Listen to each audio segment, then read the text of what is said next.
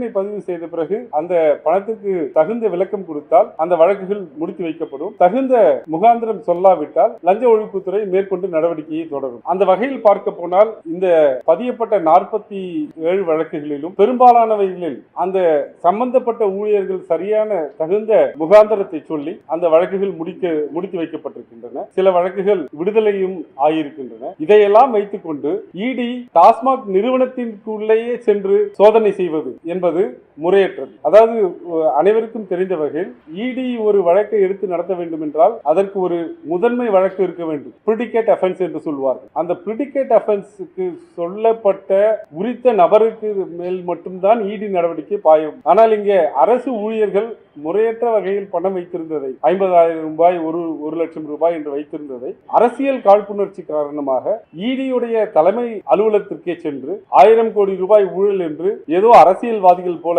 இடி அறிக்கைகளை கொடுத்திருப்பது உண்மையிலேயே சட்டத்திற்கு விரோதமானது. அதைத்தான் தமிழக அரசு சொல்லிக்கொண்டே வந்திருக்கிறது. திராவிட முன்னேற்ற கழகமும் அதை சொல்லிக்கொண்டே வந்திருக்கிறோம். அதை இன்று உச்சநீதிமன்றம் பிரைமா ஃபேசியாக, அதாவது முதல் நோக்காக வழக்கு இருக்கிறது என்பதை ஒப்புக்கொண்டு தடை விதித்திருக்கிறது. இந்த செய்தியை சொல்வதற்கு தான் இந்த கூட்டம். அனைத்து எல்லைகளையும் தாண்டி இருப்பதாக சொல்லியிருக்காங்க. பல இடங்கள்ல அரசு பண்ண ஒரு விஷயம் இருக்கணுமா அப்படின்றத கட்டாயமான கேள்வி கேட்ட உச்சநீதிமன்றம் இன்றைக்கு அனைத்து வரம்புகளையும் மீறிட்டீங்கன்னு சொல்லியிருக்காங்க. ஆமா, அனைத்து வரம்புகளையும் மீறிவிட்டார்கள் என்றால் ப்ரொசீஜரல் லா, நடைமுறை சட்டங்களை மீறி இருக்கிறார்கள், அரசியலமைப்பு சட்டத்தை மீறி இருக்கிறார்கள். ஃபெடரல் ஸ்ட்ரக்சர் என்று சொல்லக்கூடிய அந்த மாநில சுயாட்சி என்பது அரசியலமைப்பினுடைய அடிப்படை தத்துவம், அதை மீறி இருக்கிறார்கள். அது மட்டுமல்ல, அரசியல் காரணங்களுக்காக இந்த சட்டத்தை துஷ்பிரயோகம் செய்திருக்கிறார்கள். எனவேதான் உச்ச நீதிமன்றம் நீங்கள் எல்லையை மீறி சென்று கொண்டிருக்கிறீர்கள் என்று சொல்ல வேண்டிய தருணம் வந்திருக்கிறது.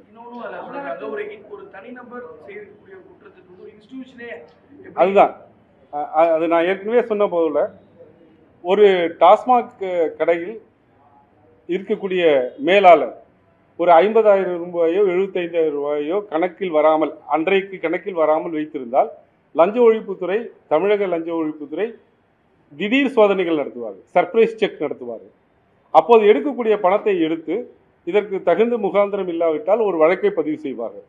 பிறகு புலன் விசாரணை செய்வார்கள். புலன் விசாரணை செய்து தகுந்த முகாந்திரம் இருந்தால் அந்த வழக்கை கைவிட்டு தேவைப்பட்டால் துறை ரீதியாக நடவடிக்கைக்கு சொல்லுவார்கள். இந்த இடியோட நடவடிக்கை ஏதோ ஒரு வழக்கில் நடந்ததல்ல. 2014 அதிமுக ஆட்சியிலிருந்து ஒரு 39 வழக்குகளும், திராவிட முன்னேற்ற கழகம் ஆட்சியை பொறுப்பேற்ற பிறகு நடைபெற்ற 7 வழக்குகளும், இத்தனை வழக்குகளையும் ஒன்றாக சேர்த்து பிரிடிகேட் அஃபென்ஸ், அதாவது முதன்மை வழக்காக எடுத்துக்கொண்டார். அதில் அந்தந்த ஊழியரை பற்றி விசாரிக்காமல், அவர்கள் வீடுகளில் சோதனை நடத்தாமல், இடியோட தலைமை அலுவலகத்திற்கு சோதனை நடத்தியதுதான் பெடரலிசத்திற்கு அகென்ஸ்டாக இருக்கிறது என்று நாங்கள் சொல்லுவோம்.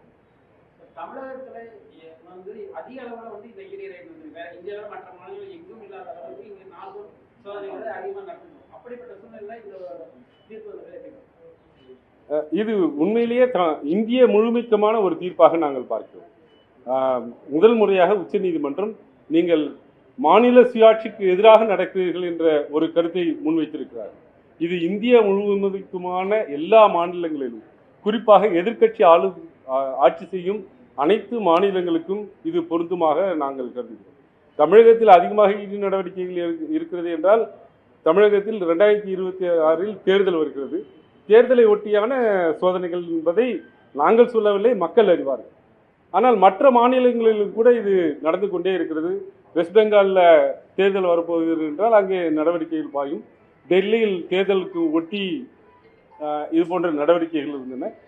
உச்சநீதிமன்றம் இப்போது இது உன்னிப்பாக கவனித்து அரசியல் ரீதியாக இடி செயல்படுகிறது என்பதை முதல் முறையாக கருத்தாக பதிவு செய்தது.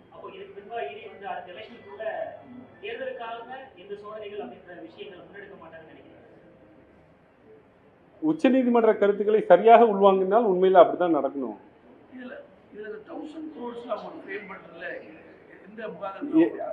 அதுக்கான முகாந்திரமே இல்லை என்றுதான் எங்களுடைய வழக்கு. அதுதான் நாங்கள் கிரவுண்ட்ஸ்ல சேர்த்திருக்கிறோம். அதை உச்சநீதிமன்றம் ஏற்றிருக்கிறாங்க.